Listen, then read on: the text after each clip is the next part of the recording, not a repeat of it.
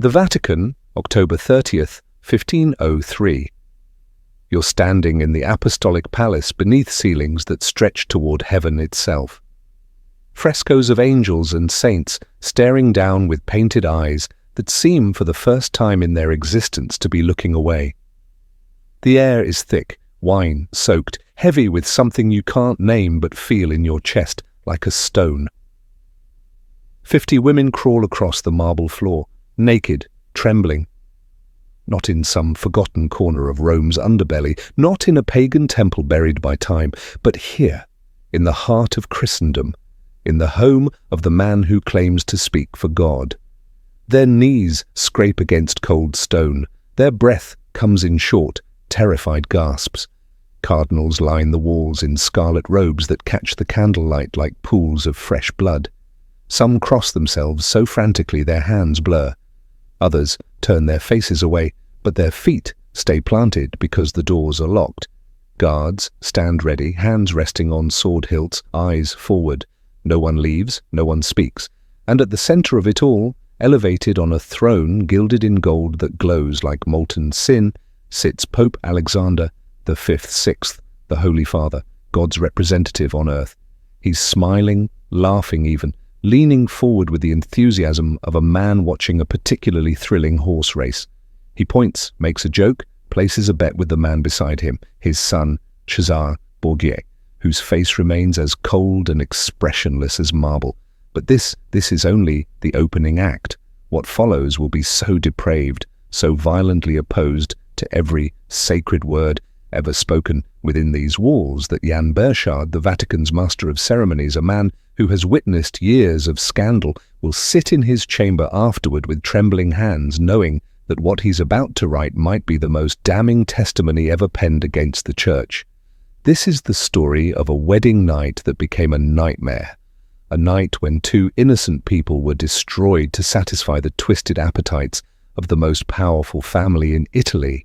A night when the Vatican itself became a theater of hell. The question you should be asking isn't how this happened. The question is who was forced to suffer through it. And more importantly, why did everyone just stand there and watch?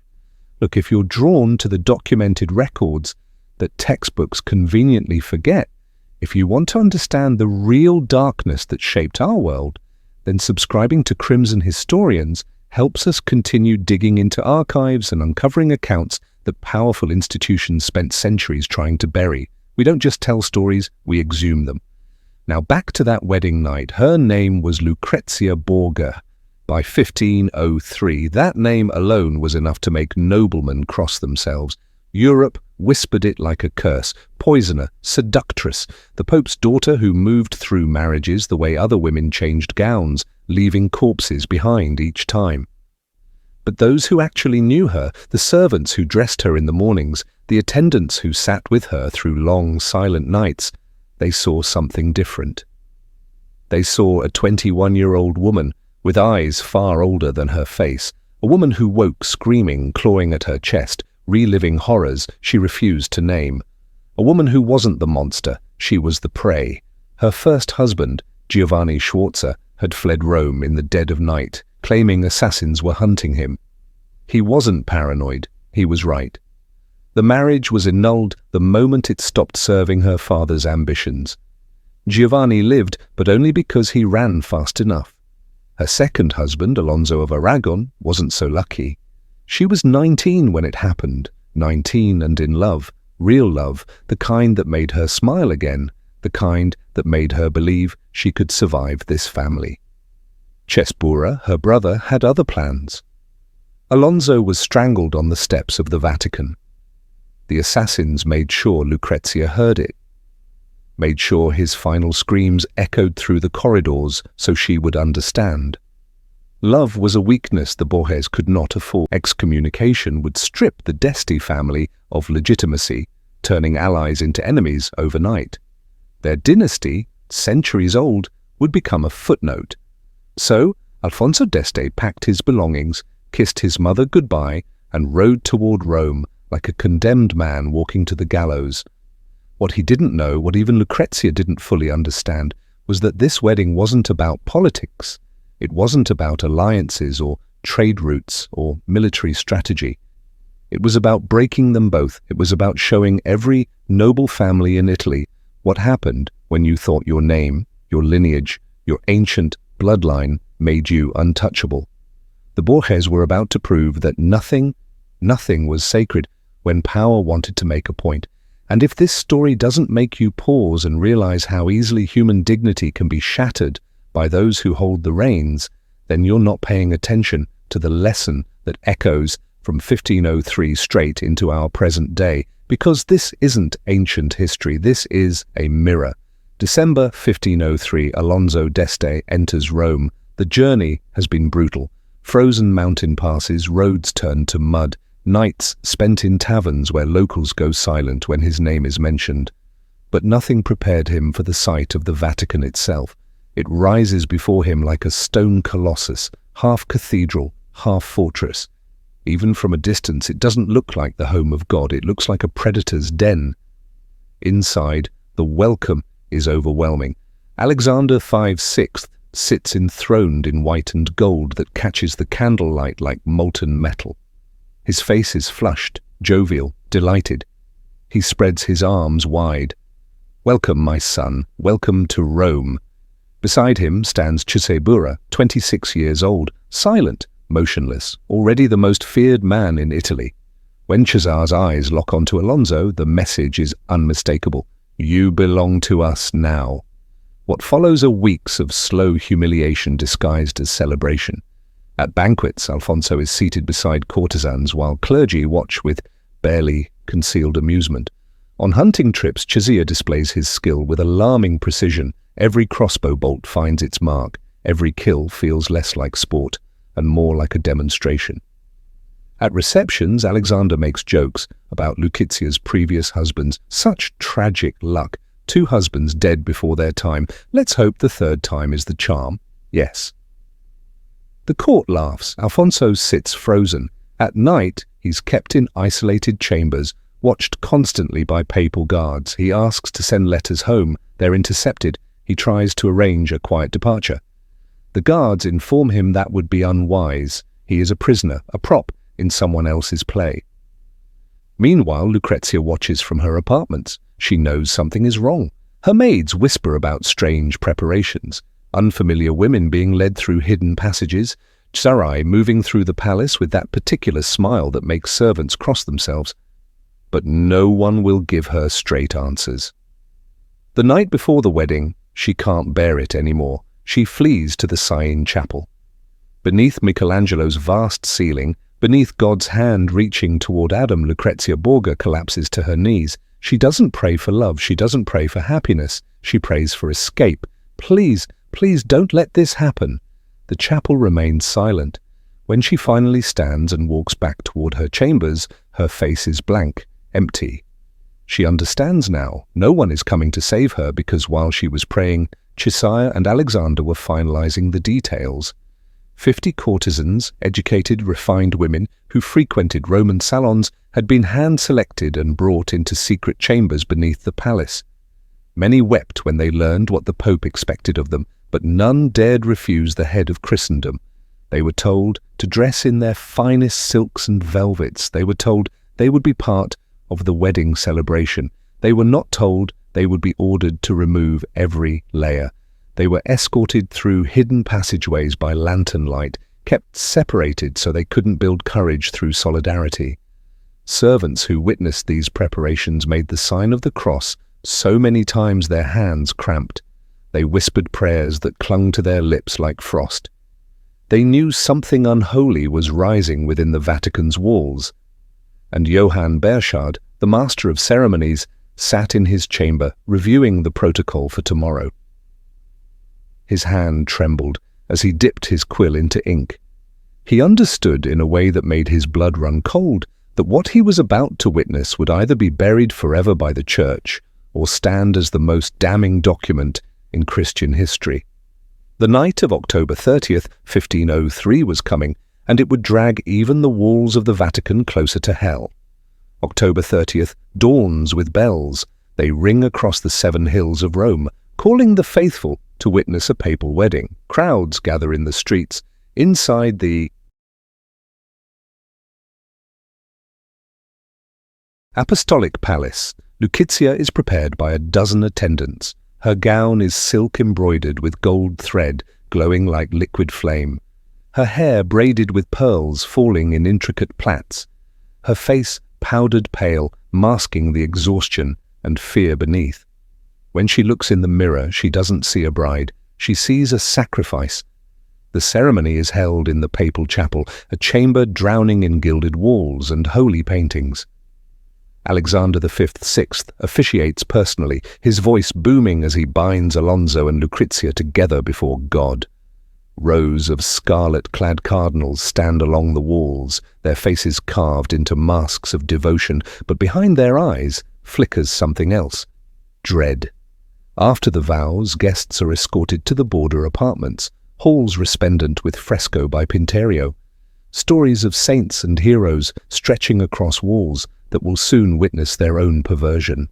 Tables overflow with roasted boar, feasance adorned in feathers, exotic fruits, goblets of wine flowing freely. Cardinals, nobles, emissaries from Ferrara, all carefully selected, fill the room. Alonso and Lucrezia sit at the head table, trapped in a celebration that already feels unreal. At first, everything unfolds like any noble feast. Gentle music drifts through the air, toasts offered, hollow compliments exchanged. But as the night deepens, the atmosphere shifts. Alexander V, Sixth, flushed from wine, grows louder, more jubilant. Then Cesar, silent until now, slowly rises from his seat. With a subtle tilt of his head, he gives a command. The massive doors slam shut. Guards take positions, hands on sword hilts. No one will leave this room. At Cesare's signal, side doors open. 50 women step into the hall, draped in velvet and jewels, but unable to hide the terror in their eyes. A hush falls over the room, thick as smoke. Alexander V, Sixth rises, smiling as if unveiling a masterpiece. My friends, the true entertainment is about to begin. At the Pope's command, the courtesans begin to remove their garments. Silk and velvet slip to the marble floor until they stand completely naked before the assembly. Princes, cardinals, nobles, all frozen in stunned disbelief. A cathedral built for prayer now stares at a scene torn from a blasphemous dream. Cardinals turn away, trembling fingers tracing crosses. Some try to rise to flee, but the guards shift forward, making it clear no one escapes. Alfonso sits frozen, his face drained of color. Lucrezia begins to cry. Silent tears stream down her face, soaking into her wedding dress. Her hands clenched so tightly, her knuckles turn white. But Alexander is just getting started. He orders servants to bring in baskets of chestnuts and scatter them across the marble floor. The nuts roll between horrified guests, echoing like distant thunder. Then comes the announcement that makes even hardened men flinch. The naked courtesans are to crawl on all fours between the legs of cardinals and nobles to collect the chestnuts like animals. The woman who gathers the most will be rewarded with golden silks. What follows is so extreme that Jan Bassard will later write, he struggled to find words. 50 naked women crawl across the sacred Vatican floor, weaving between the robes of church princes while Alexander and Cesi watch from above. They're laughing, pointing. Placing bets like this is cheap entertainment in a brothel, not the beating heart of Christendom. Some young cardinals, drunk and overwhelmed, join the laughter. Others bow their heads, crushed by the war between faith and terror. Alonso sits motionless, unable to comprehend. This is his wedding feast in the Vatican under the eyes of the man who claims to speak for God. And Lucizia's wedding dress has become a shroud. Her tears dried into frozen emptiness. She never imagined they would turn her wedding into a ritual of damnation. The Vatican clocks toll midnight. Alexander raises his hand, silencing the room. The chestnut game is over. Exhausted courtesans huddle in corners. Wine soaks the tables. Guests sit frozen, half drunk, half stunned, entirely broken. But Alexander is clear-headed, focused, intent. His next command silences the hall completely. My friends, the sacred duty of marriage must now be fulfilled. But what he orders next crushes whatever remains of dignity. Alfonso d'Este will consummate this marriage with my daughter not once, 3 times, and not in private. Every witness present will remain in place to verify the union is sealed irrevocably before both the church and the world.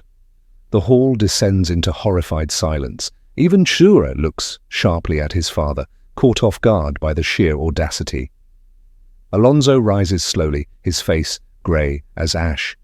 He is surrounded by Cesare's armed men. Their hands grip sword hilts. There is no refusing this command. He turns to Lucrezia. She trembles like a trapped bird, her eyes vacant. Her lips move soundlessly under the murder. Alfonso has no choice.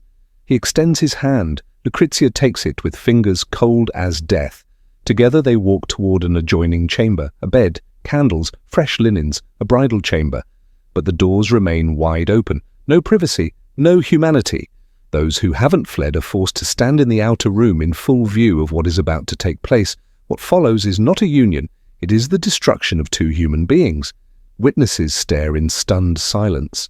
Some whisper desperate prayers, others cry quietly, even the courtesans look away in grief. And as the night drags on, as the Pope's horrific decree unfolds, step by agonizing step, a single truth fills the Vatican. Something sacred has died in this palace tonight. If you've stayed with us through this descent, if this moment makes you realize how fragile human dignity is, when power loses all restraint, then remember this isn't fiction. This happened in the heart of the Christian world under the roof of the man who claimed to represent God on earth, and almost everyone who witnessed it stayed silent. By the time the first pale light of dawn creeps through the windows of the Borga apartments, Lucrezia has slipped into a state beyond exhaustion, beyond fear. Her mind, desperate to survive, has separated from the nightmare unfolding around her. She moves mechanically without thought, as if her spirit has fled her body to escape the horror she can no longer fight. When the ordeal is finally completed, Cesur announces triumphantly that the marriage is now bound 3 times, sealed in the eyes of both the church and the law. Impossible to challenge, impossible to undo. Alexander VI lifts his wine cup in satisfaction, smiling as if the night had been nothing more than an extravagant celebration. What remains are the broken cardinals who entered draped in scarlet as servants of God, now stand as unwilling witnesses to an atrocity they can never confess. Their silence, their inaction has made them accomplices. When the sun rises fully over Rome, it reveals devastation. Empty wine jugs, chestnuts crushed into marble, exhausted courtesans curled in corners, guards standing like statues, eyes downcast. In the adjoining chamber, Lucrezia lies completely still, staring upward as if the ceiling were miles away. Her body remains in the room, but her spirit is elsewhere, somewhere unreachable. Alfonso sits at the edge of the bed, trembling violently, his face buried in his hands. Nothing in his life, no battlefield, no political threat, has ever shattered him like this night. Within days, Alfonso leaves Rome quietly, broken beyond repair. He returns to Ferrara, carrying a silence he will hold for the rest of his life. Not once does he ever speak of that night again. But the story cannot be contained. Word of the banquet spreads like plague whispers in Roman streets, turning into murmurs across Italy, then erupting into reports sent to courts throughout Europe. Ambassadors write encoded letters, priests speak in veiled warnings, nobles read the dispatches in stunned disbelief. The Venetian envoy famously writes, "What happened in the Vatican surpasses even the darkest imaginations of ancient Rome." The Borgias had been feared before, but now they are viewed as the very embodiment of corruption. In marketplaces and taverns, people lower their voices when uttering their name, as if the family itself could hear their whispers. Lucrezia moves to Ferrara and tries desperately to craft a normal life. She funds charities, protects artists, nurtures literature and beauty. But those who see her privately describe the same thing. A lingering sorrow, a quiet melancholy, eyes that have seen too much. She bears children with Alonso, but their marriage, irrevocably poisoned by that night, is a hollow shell. They live side by side, separated by a wound no human could mend. Lucrezia dies young at 39, giving birth to her 8th child. On her deathbed, she asks for a priest and prays until her final breath. Her last recorded words are, "I am ready to be free at last." Freedom, something she had been denied her entire life. Alexander VI dies only months after the banquet. Rumors whispering that poison, the tool he had used so often, finally found its way back to him. Cesurbuya, stripped of power after his father's death, falls in a lonely ambush in Spain. His body is mutilated and thrown into an unmarked grave far from the grandeur he believed he was destined for. But the night of October 30th, 1503 does not die with them. That night became a symbol, an icon of corruption so severe that it fueled the flames of the Protestant Reformation. Martin Luther and others invoked the Borgias repeatedly as proof of the Vatican's decay. The counter-reformation that followed was in part an attempt to erase the stain of this family from history. Yet the truth survived. Centuries later, forgotten. Even today, more than 500 years after that night, the chestnut banquet and the triple shame stand as infamous reminders of what happens when absolute power loses all restraint. But here's what haunts me most about this story. It's not just that it happened, it's that almost everyone in that room, cardinals, nobles, witnesses, stayed. They watched, they remained silent. They became accomplices through their inaction, because speaking up meant risking everything, their positions, their lives, their families, and so they chose their own safety over the dignity of two human beings being destroyed in front of them. This is not simply history, this is a mirror. It warns us that humanity's darkest acts are often committed in the places meant to be most sacred. That evil thrives not just through the actions of monsters, but through the silence of witnesses. Edmund Burke once wrote, "The only thing necessary for the triumph of evil is for good men to do nothing." That night, in 1503, in the heart of the Vatican, good men did nothing. And two innocent people paid the price. You've just witnessed one of history's darkest truths.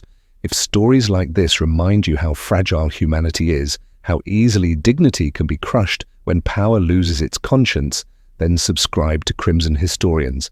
Help us keep digging into the archives. Help us uncover the accounts that powerful institutions spent centuries trying to bury, because the past isn't dead, it watches and it warns, and it's up to us to